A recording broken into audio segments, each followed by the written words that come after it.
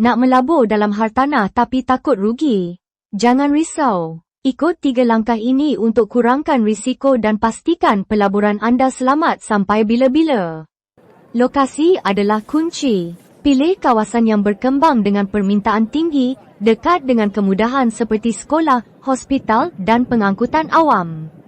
Jangan beli tanpa kira untung rugi. Pastikan harga rumah, ansuran bulanan dan kadar sewa masuk akal. Gunakan kalkulator hartanah sebelum buat keputusan. Tak semua pelaburan terus untung.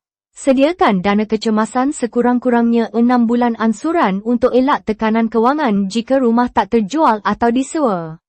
Nak pelaburan hartanah yang selamat sampai bila-bila? Pilih lokasi dengan bijak, buat kiraan kewangan dan jangan lupa dana kecemasan. Like, share dan follow untuk lebih banyak tips hartanah.